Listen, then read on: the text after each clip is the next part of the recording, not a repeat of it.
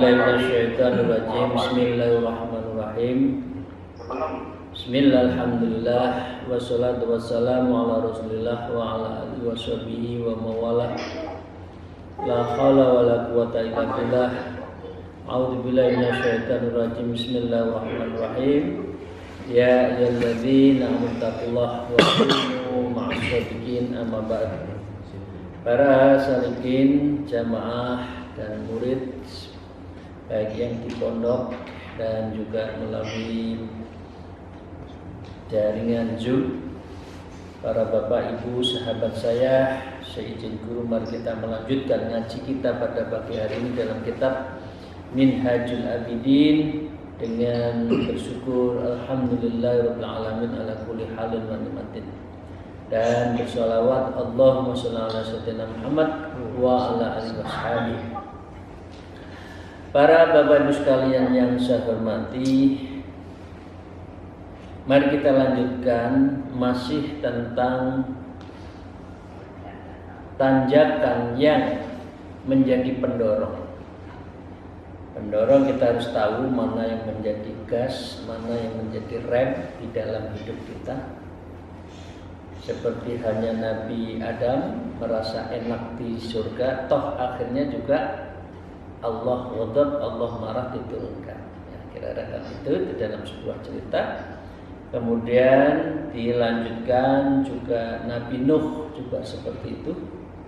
Kemudian Nabi Ibrahim, kemudian juga Nabi Musa mengalami ujian-ujian yang menjadikan dirinya itu ada hal yang bisa menjadikan dirinya itu turun derajat. Karena apa? Karena menggampangkan dirinya merasa dekat dengan Tuhan Allah, tapi sebetulnya ada ini karena rojak terus.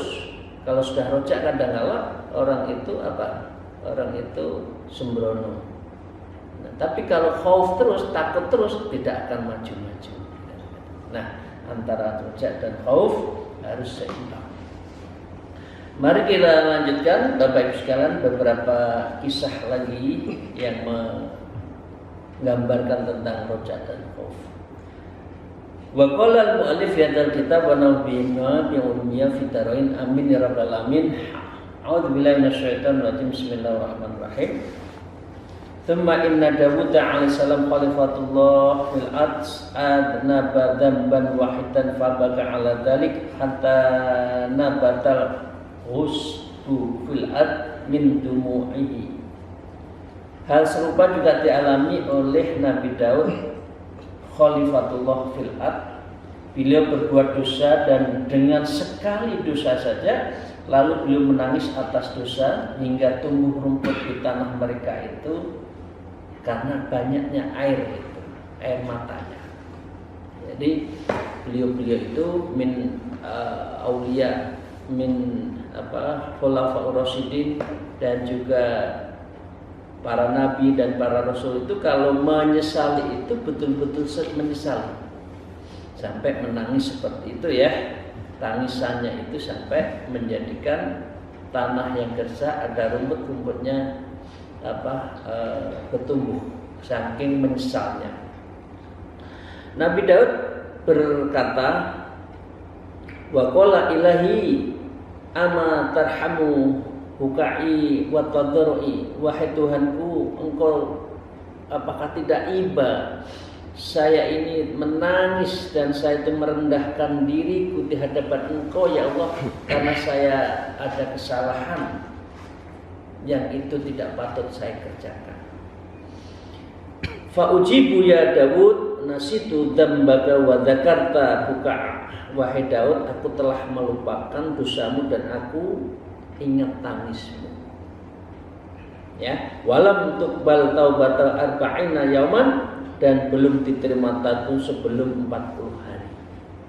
Jadi istilah 40 hari Bapak Ibu sekalian itu menjadi bagian dari ukuran seseorang untuk mendapatkan wahyu, ilham, suluk di beberapa tempat itu yang pas, yang lama itu biasanya 40 hari. Ya, 40 hari itu mendapatkan beberapa makom di dalam suluknya itu. Tapi kalau 10 hari itu biasanya mendapatkan sampai dzikir latifah, dzikir 11 itu 7 titik kelembutan di dalam jiwa manusia. Tapi biasanya 40 hari ya, 40 hari itu menjadi ukuran. Nah, Nabi Daud juga gitu, 40 hari ya menyesali, menangis, kemudian baru beliau diampuni. Wakila arba'ina sanah, dalam beberapa riwayat disebutkan 40 tahun. Ingat ya, oke. Jadi kalau salah itu harus betul-betul mengakui kesalahan. Kami lanjutkan Bapak Ibu sekalian. Tsumma inna Yunus nabiyahu alaihi salam ghadaba adbatan wahidatan fi ghairi mawdi'a fasajanahu fi batnil khuti tahta qabril bihari arba'in. Jadi Bapak sekalian, ini cerita juga tentang Nabi Yunus. Nabi Yunus adalah pernah marah dengan kemarahannya sendiri karena melihat umatnya yang tidak mengikuti. Kemudian Nabi Yunus merasa kecewa dengan umatnya, tidak sabar, kemudian dia agak putus asa. Lalu Allah memenjarakan beliau di dalam fasahabu fi batnil khut. Karena kemarahan ketidaksabaran itu, Nabi Yunus dimasukkan di dalam batnil khuti, yaitu apa? Perut ikan, tahta qabril bihari arba'ina, yaitu di dasar laut, di samudra, ikan ikan apa yang besar itu? Ikan paus selama 40 hari. Karena memang tidak mempercayai, tanda petik ya, bukan tidak mempercayai Allah, tapi dia kurang sabar terhadap ujian Allah itu. Kemudian yang itu yunadi. Kemudian Nabi Yunus berdoa, la ilaha illa anta subhanaka inni kuntu minadh dhalimin. Di surat Al-Anbiya ayat 87. Jadi Bapak Ibu sekalian, kalau kita dosanya merasa banyak, kita ingat dosa kita, nah, doanya biasanya banyak ini dipakai. La ilaha illa anta subhanaka inni kuntu minadh dhalimin. Wahai Allah, tidak ada Tuhan yang berhak disembah selain Engkau. Maha suci Engkau, sesungguhnya aku termasuk orang-orang yang zalim, yang dia tidak sempurna, banyak kesalahan. Biasanya doanya ini. Kalau doanya Nabi Adam, maka Rabbana dzalamna anfusana wa illam taghfir lana wa tarhamna lanakunanna khasirin, setelah diturunkan di bumi ini karena memakan buah khuldi. Wa sami'at malaikat sautuhu faqalu ilaiha wa sayyidana sautun ma'rufun min maudhi'im min mahjulin. Dan para malaikat mendengar tangisan Nabi Nabi Yunus di dalam perutnya itu, sambil berkata, wahai Tuhan kami, baginda kami, aku terdengar suara yang dikenal dari tempat yang tidak diketahui. Jadi saking nangisnya di ikan paus itu, gemuruhlah laut itu, bahwa dia mohon ampun pada Allah. Faqala ta'ala, kemudian Allah menjawab, dzalika sautu abdi Yunus, itu adalah suaranya hambaku Yunus. Dia lagi putus asa dengan ujian, kurang sabar. Kemudian aku uji dengan dia masuk di dalam ikan paus. Jadi fatasaffa'at fihil malaikatu thumma ma'adzalika kullihi ghaira ismahu faqala wa dhannun Lalu para malaikat memohon pengampunan kepada Nabi Yunus itu, kemudian menyertai hal itu seluruhnya mohon ya Allah Gus nangis 40 dino buat diampuni ya Allah, kira-kira gitu ya, dari malaikat Jibril dari malaikatnya itu. Kemudian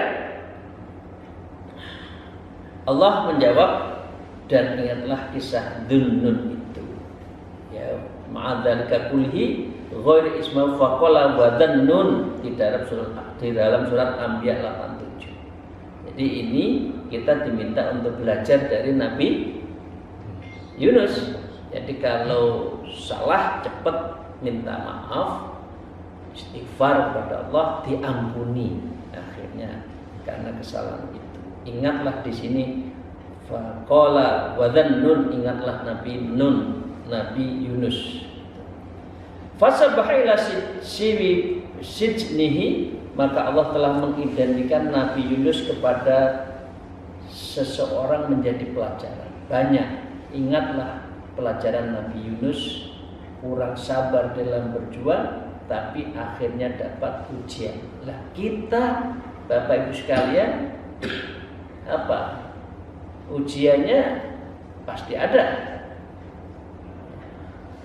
Tapi tidak dimasukkan ikan paus kan 40 hari. Ya. Tapi kita masih biasa. Tapi karena ujiannya tidak berat, ancamannya, azabnya Allah kurang keras, maka kadang-kadang manusia itu gampang lupa. Bapak Ibu sekalian itu ya, kita kasih pelajaran, kita ambil pelajaran, jangan pernah putus asa. Tsumma qala faltaqamul khutu wa huwa mulimun falaula annahu kana minal musabbihina lalabitha fi batnihi ila yaumi yub'atsun. Ini juga diabadikan di dalam surat As-Saffat ayat 142 144 yang Allah berfirman, maka ia ditelan oleh ikan besar dalam keadaan tercela. Karena tadi ya, dia agak putus asa, maka kalau sekiranya dia tidak termasuk orang-orang yang mengingat Allah, ya, maka sesungguhnya dia akan ditinggal perut sampai hari bangkit. Karena dia segera untuk istighfar, minta pada Allah, maka Allah mengeluarkan Nabi Yunus tadi.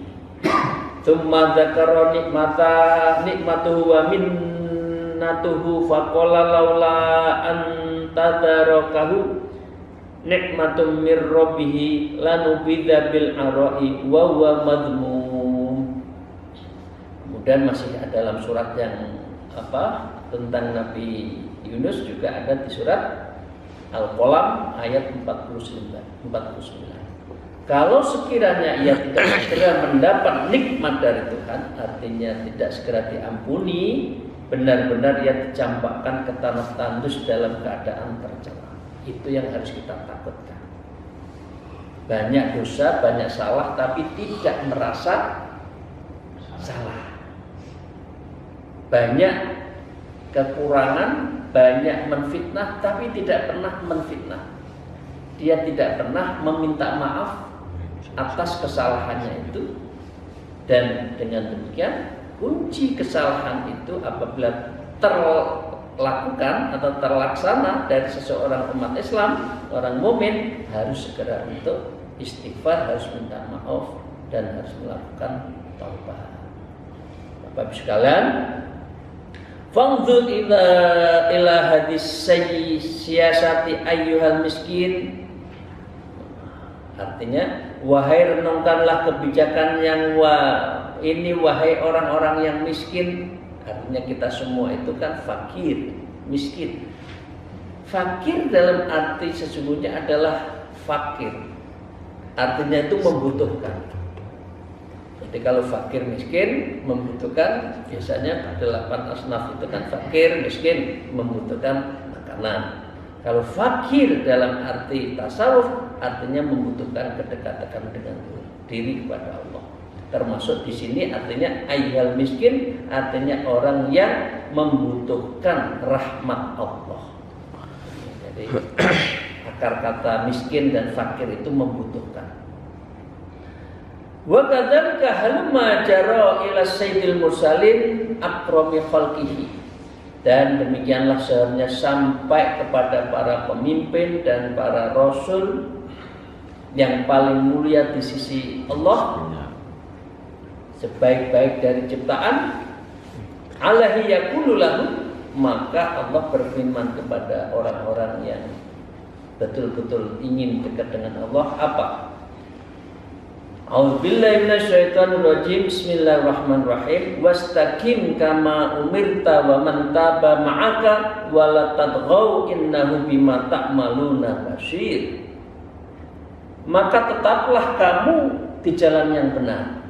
Artinya kita harus ma'as-shadiqin, di jalan yang lurus. Agama kita itu harus kita pegang betul sebagaimana diperintahkan kepadamu dan juga orang-orang yang telah bertaubat beserta kamu.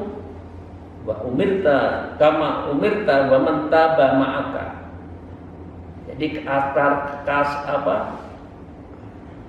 kata kunci di dalam surat Hud 11 ini adalah taba, taubat. Yang bersama-samamu wala tadghaw, maka sekali lagi jangan engkau melampaui batas tadghaw, ya, alat tadghaw mizan, itu di surat Ar-Rahman. Jangan engkau lewat batas lah. Urusan dunia itu ada batasnya, tidak usah terlalu. Ya, alat tadghaw mizan, semua sudah ada ukurannya. Innahu bima ta'maluna basir, sesungguhnya dia melihat apa yang kamu kerjakan. Ini ceritanya.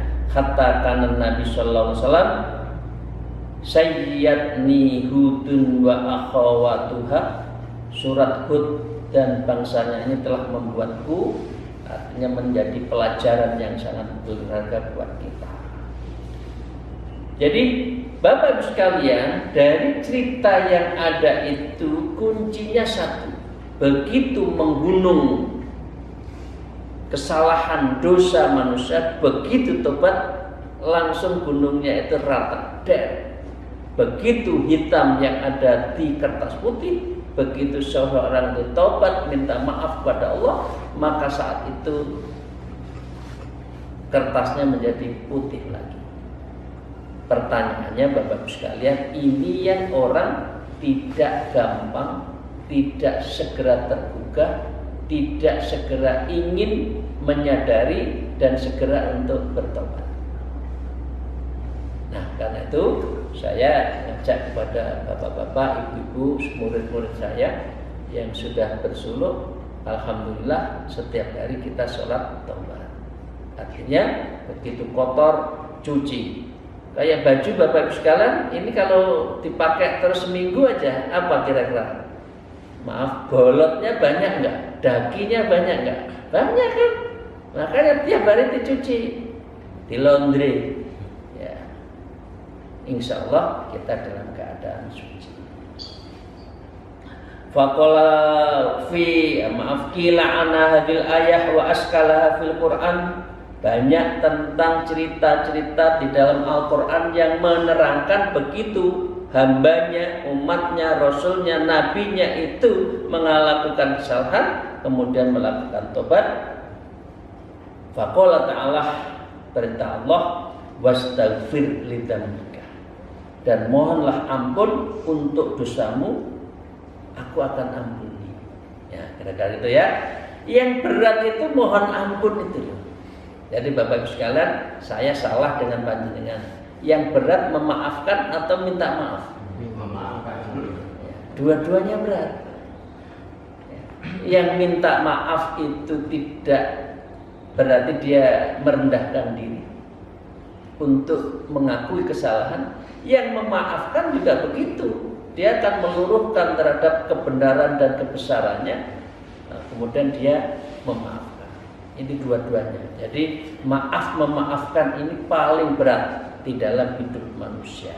Karena itu minta ampun atas dosa-dosa kita, akan selalu menjadi perintah Allah dimanapun. Di dalam Al-Quran itu kalau Anda dosa segera minta maaf. Inna tawwabina wa yuhibbul mutatahhirin. Allah itu senang dengan orang yang taubat dan senang dengan orang yang menjaga kesucian. Wa wada'na 'anka wisrak allazi anqadha dhahrak, dan kami telah menghilangkan diri padamu bebanmu yang memberatkan punggungmu. Nah, itu juga bukti-bukti orang yang dosanya besar tahu-tahu enteng begitu saja karena diampuni Allah. Itu Quran Al-Insyirah ya. Al-Fat juga begitu. Wa qala ta'ala liyughfira lakallahu ma taqaddama min dzambik wa ma ta'akhkhar. Orang yang mau taubat, Allah akan memberi ampunan dan dia mengampuni dosa-dosanya yang telah lalu dan juga yang akan datang. Jadi itu ya. Bapak Ibu sekalian, untuk melengkapi dari keterangan tentang cerita-cerita, yang penting adalah taubat menjadi kata kunci dari semua kesalahan kita. Maka wa kana pada dzalika sallallahu alaihi wasallam al-lail hatta tawarammat qadamah. Rasulullah memberikan kunci setelah memperoleh beberapa anugerah Allah. Beliau senantiasa sholat malam hingga membengkak kedua kaki beliau. Jadi dosa-dosa para anbiya wal mursalin kan banyak tadi ya, kemudian diampuni.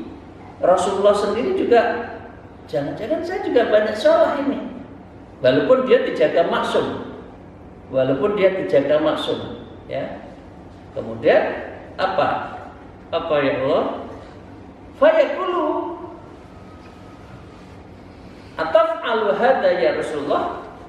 Mengapa engkau melakukan itu ya Rasulullah? Engkau kan sudah maksum, engkau begitu hebat, tidak ada dosa. Wa qad ghafarallahu laka ma taqaddama min dzambik wa ma ta'akhkhar. Engkau pasti diampuni kok dosamu yang akan datang, yang sudah Allah akan mengampuni. Nah, apa jawab Rasulullah? Fayaqulu afala akunu abdan syakur. Apakah tidak boleh, apakah tidak pantas saya seorang hamba ingin menyatakan rasa syukurnya pada Allah? Jadi ini adalah bagian dari apa? Bagian dari cara Rasulullah mensyukuri hambanya sebagai la ilaha illallah Muhammadun Syafiullah, manusia pilihan ini. Caranya bersyukur. Nah, dengan bersyukur itulah menunjukkan beliau itu sangat menghormati Allah yang memberi derajat Habibullah, derajat Syafiullah kepada Rasulullah sallallahu alaihi wasallam. Jadi caranya seperti itu ya, bersyukur. Kita itu banyak dosa kadang-kala tapi nggak merasa salah. Banyak dosa tapi tidak minta maaf. Rasulullah sendiri setiap malam sholat malam sampai kakinya bengkak, walaupun beliau sudah